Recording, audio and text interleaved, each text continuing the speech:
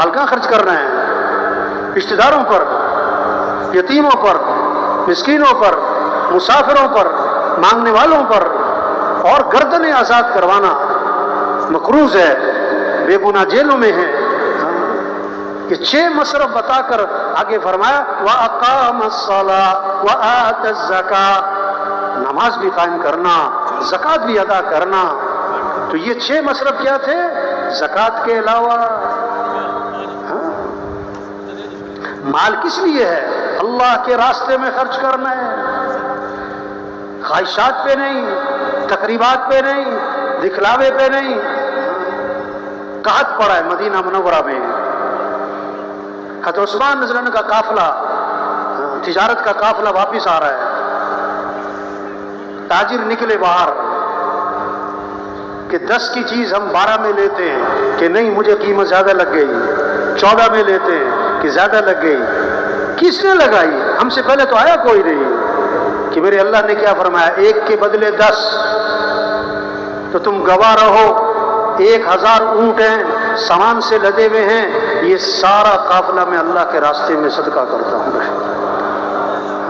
مال اس لیے اللہ کے راستے میں خرچ کرنا ہے، خواہشات پہ نہیں۔ جب ایمان بنے گا، اللہ کی عظمت دل میں آئے گی، پھر جان صحیح جگہ، مال صحیح جگہ، پھر رمضان میں روزہ، 5 وقت نماز، پھر اللہ نے مال دیا تو حج، اللہ کے گھر جانا ہے، بیت اللہ جانا ہے، شوق ہوگا، محبت ہوگی، شوق سے جانا، محبت سے جانا۔ حج پہ جا رہا ہے، عمرے پہ جا رہا ہے، سب سے پہلا کام احرام باندھا تو تلبیہ ہے، تو تلبیہ کے بارے میں حکم کیا ہے؟ شوق سے، جوش سے پڑھنا کہ ڈھیلا ڈھیلا پڑھنا؟ کیوں بھائی؟ بلند آواز سے پڑھنا کہ پست آواز سے پڑھنا؟ ہاں، پھر جوش ہوگا، شوق ہوگا، اللہ کے گھر جا رہے ہیں، پھر تلبیہ پڑھتے ہوئے کیا ہوگا؟ ایک جذبہ ہوگا، لبیک اللہم لبیک لبیک لا شریک لک لبیک ان الحمد والنعمت لک والملک لا شریک لک۔ جذبہ ہوگا کہ اللہ میں حاضر ہوں، اللہ میں حاضر ہوں، اللہ میں حاضر ہوں، اللہ میں حاضر ہوں۔ جیسے فرما بردار نوکر ہونا، جب اس کو اس کا مالک بلائے کہتا جی سر جی سر جی سر جی سر جی صاحب جی صاحب، حاضر جناب حاضر جناب حاضر۔ فرما بردار بیٹا ہو، باپ بلائے، بیٹا کہتا جی ابا جی جی ابا جی جی ابا جی۔ تو تلبیہ کیا ہے؟ جی اللہ اللہ، اللہ میں حاضر، اللہ میں حاضر، اللہ میں حاضر، اللہ میں حاضر۔ ایمان بنے، پھر حج پہ جائے گا، عمرے پہ جائے گا، تو جب واپس آئے گا تو زندگی بدلے گی۔ حج کا تحفہ، عمرے کا تحفہ کیا ہے؟ آدم علیہ السلام والی توبہ لے کر آئے، زندگی بدلے۔ ابراہیم علیہ السلام جیسا قربانی کا جذبہ لے کر آئے، بیٹے کو ذبح کر رہے ہیں، ایک طرف اللہ کا حکم ہے، ایک طرف بیٹا ہے، حکم پورا کریں تو بیٹا جائے، بیٹے کو بچائیں تو اللہ کا حکم جائے، تو بیٹے کو قربان کرنا ہے، حکم کو قربان نہیں کرنا، یہ جذبہ لے کر آئے۔ اسماعیل علیہ السلام جیسا اطاعت کا جذبہ لے کر آئے، حج اور عمرے کا تحفہ۔ بیٹا یہ حکم ملا ہے کہ تجھے ذبح کروں، تیری کیا رائے ہے؟ تو کیا جواب دیا؟ یا ابت افعل ما تؤمر ستجدنی انشاء اللہ من الصابرین۔ اے میرے والد، آپ کو جو حکم ملا آپ کر گزرے، آپ انشاءاللہ مجھے صبر کرنے والوں میں سے پائیں گے۔ یہ حج عمرے کا تحفہ ہے، یہ کوئی شہر سپاٹا تھوڑا ہے، یہ صرف چکر لگانے تھوڑا جانا ہے، یہ کوئی نام کی بات تھوڑا ہے، جذبہ۔ حضرت محمد صلی اللہ علیہ وسلم والی محنت لے کر آئے، یہ حج عمرے کے تحفے۔ ابراہیم آدم علیہ السلام والی توبہ، ابراہیم علیہ السلام جیسا قربانی کا جذبہ، اسماعیل علیہ السلام جیسا اطاعت کا جذبہ، اور حضرت محمد صلی اللہ علیہ وسلم والی محنت۔ یہ محنت ہے تبلیغ میں کہ اعمال کا شوق آئے۔ آج مال کا شوق ہے، اعمال کا شوق نہیں۔ مال کا نفع جانتے ہیں، اعمال کا نفع نہیں۔ زندگی مال سے نہیں بنتی، زندگی اعمال سے بنتی ہے۔ اللہ نے مال سب کو نہیں دیا، اعمال سب کو دیے ہیں۔ ہر آدمی مال والا نہیں بن سکتا، ہر آدمی اعمال والا بن سکتا ہے۔ زندگی کے بننے کا تعلق مال سے نہیں، اعمال سے ہے۔ صحابہ کا شوق مال کا نہیں تھا، اعمال کا تھا۔ صحابہ کی دوڑ مال کی نہیں تھی، اعمال کی تھی۔ غریب صحابہ اکٹھے ہوئے اور اللہ کے نبی کی خدمت میں حاضر ہوئے، ایک عجیب مقدمہ لے کر آئے۔ کیا کہ اللہ کے رسول، یہ مالدار بھائی ہم سے آگے نکل گئے، ہم پیچھے رہ گئے، کیسے؟ وہ نماز پڑھیں ہم نماز پڑھیں برابر، وہ روزہ رکھیں ہم روزہ رکھیں برابر، ان کے پاس مال ہے یہ اللہ کے راستے میں خرچ کرتے ہیں، غلام خرید کے آزاد کرتے ہیں، ہمارے پاس مال کوئی نہیں، ہم یہ خرچ کرنے والا کام، غلام آزاد کرنے والا کام نہیں کر سکتے، ہم تو پیچھے رہ گئے۔ اللہ کے نبی نے فرمایا میں تمہیں ایسا عمل بتلاؤں جو اس عمل کو کرے گا اس سے آگے کوئی نکل ہی نہیں سکے گا۔ فرض نماز کے بعد 33 مرتبہ سبحان اللہ، 33 مرتبہ الحمدللہ، 34 مرتبہ اللہ اکبر، جو یہ تسبیح پڑھے گا اتنا اجر اور اتنا ثواب کہ اس سے آگے کوئی نکل ہی نہیں سکتا۔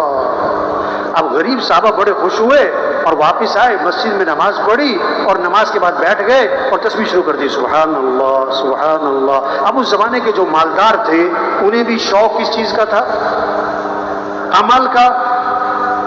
انہوں نے پتہ کیا کہ یہ سارے کیوں بیٹھے ہوئے، یہ کیا ہے، انہیں ساری بات کا پتہ لگ گیا، وہ بھی بیٹھ گئے، انہوں نے بھی تسبیح شروع کر دی۔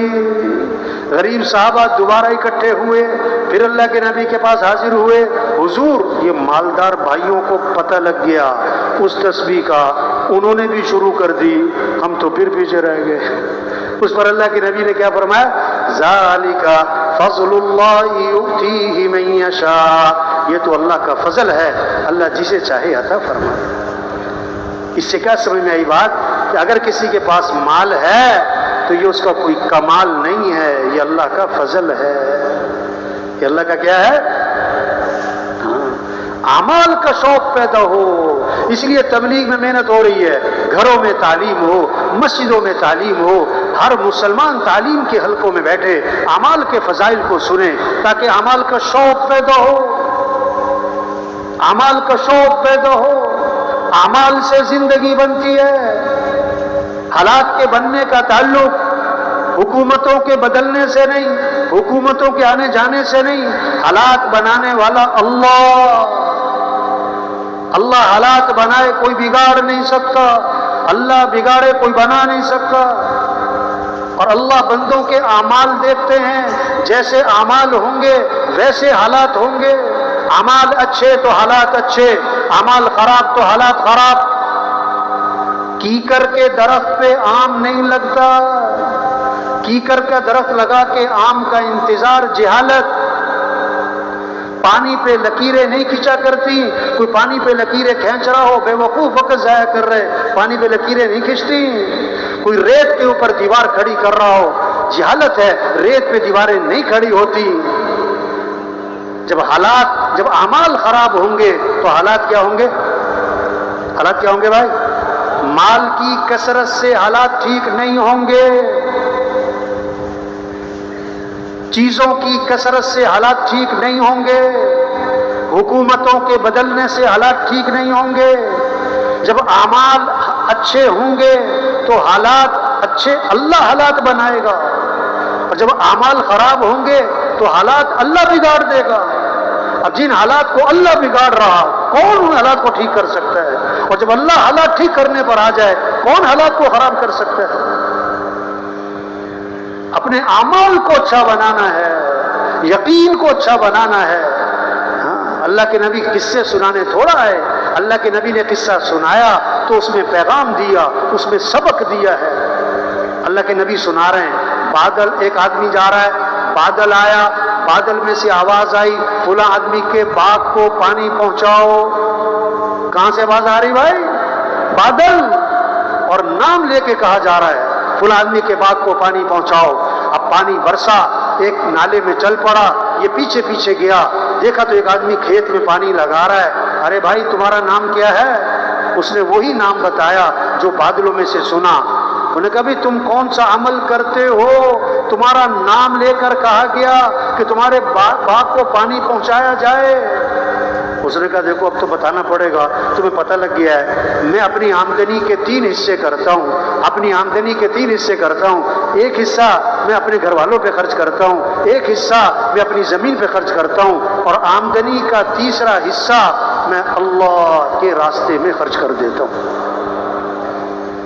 اس عمل کی برکت ہے کہ بادل مسخر ہو گئے، اعمال اچھے ہوں گے تو حالات اچھے ہوں گے، جب اعمال خراب ہوں گے تو حالات خراب ہو جائیں گے۔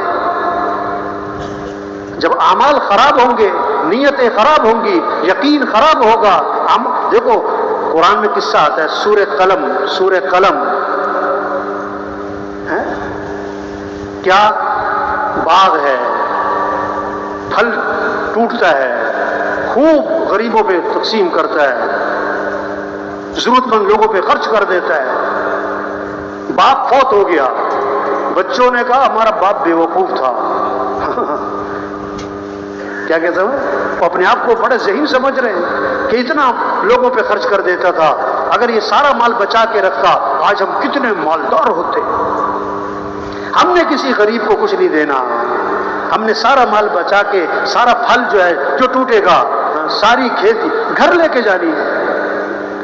ابھی اس کی نیت کی ہے، اب رات کو جانا ہے پھل توڑنے تاکہ کسی غریب کو پتہ ہی نہ لگے، اب رات کو جا رہے ہیں چپ کے